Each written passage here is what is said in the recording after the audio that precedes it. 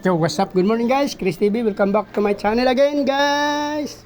Today is Tuesday guys. April 30 ngayon guys, Martes. Tapos na tayo magpakain guys. Tapos may bumili sa atin, yung kasamahan ko dati sa trabaho.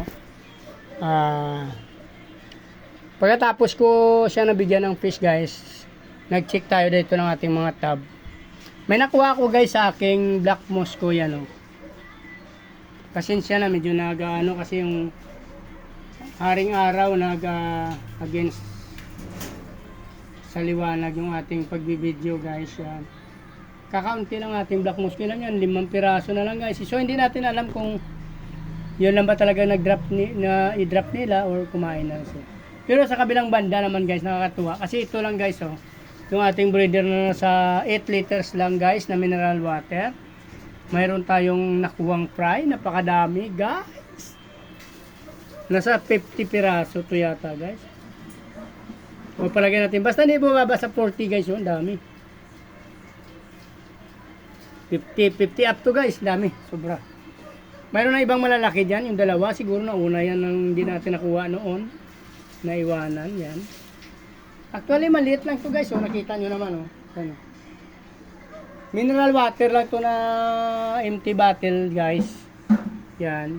Yung pinaglagyan natin. Pero ang maganda dito, hindi sila kumakain siguro. Kaya, mas marami pa rin tayo nakukuha. Dahil na pryo. So, yan ang ating breeder. Guys, napakaganda.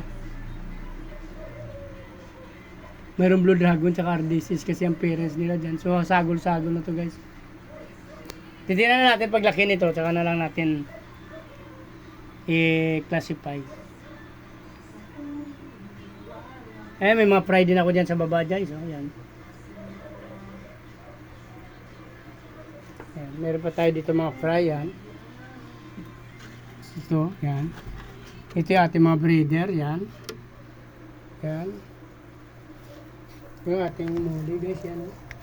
Ayan guys, nauna na yan nating grow out na yan guys. Yan.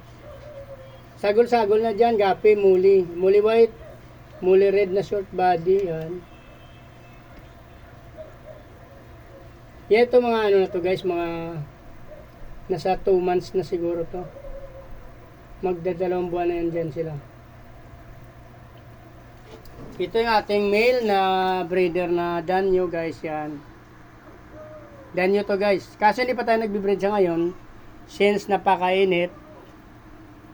Nakatatlo tayong breed na karaan. Ang problema natutunaw sila unti-unti. May nabubuhay naman actually pero kakaunti lang.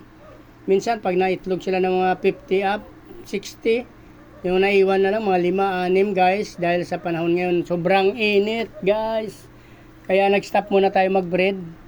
By June, try natin. April, May. May, tingnan natin sa May kung lalamig na rin. Gaganda nito guys kasi may mga neon green na tayo. Mayroon na tayo napoproduce na neon green pa kaunti lang. Mangilan-ngilan lang nga sabi ko nga kasi natutunaw nga mga fry natin ngayon. So hindi na tayo muna nag-breed. Nag-stop muna tayo ng pag-breed ng ating danyo. Kasi egg layer yan sila guys. Nagda-drop sila ng egg. Tapos after 7 days pa natin sila ready to swim. So ang problema minsan natutunaw na lang bigla. Mayroon naman nabubuhay minsan 3, 4, 5 hanggang 7 piraso lang guys. So stop muna tayo, sayang ang effort natin. Alagaan na lang muna natin sila at patatabayin. Pinapakain ko sila minsan ng live food para maganda. Ito yung ating male. Ito naman ang ating female guys yan, oh. May mga female ako dyan, neon green. Iba-ibang kulay rin. Yan, mga female yan guys. Yung nauna doon, male. Mayroon pa akong female dito, yan. Yan, napakarami pa yan guys. Mga female natin. Oh, ang ganda na makulay. Mga buntis-buntis na dyan guys. Antayin na lang natin na lumamig ng konti yung panahon. Para mag-start na tayo. Mag-breed ulit ng danyo natin guys. Ayan, pararamihin natin guys. Yung neon green na yan, nakikita nyo yan guys. Yun ang binabala ko talaga paramihin guys. Mga long fin po kasi yan. Kaya ang gaganda nila. Yan o. Meron tayong male doon ng mga long fin na green, neon green. Yan. Ito naman sa ibabaw mga fry to guys. Bluegrass. April 22. Yan. Ito naman sa ibabaw. Feeder Koy. April 22. So, natapos yung video na to. Please like, follow, subscribe guys sa aking YouTube channel.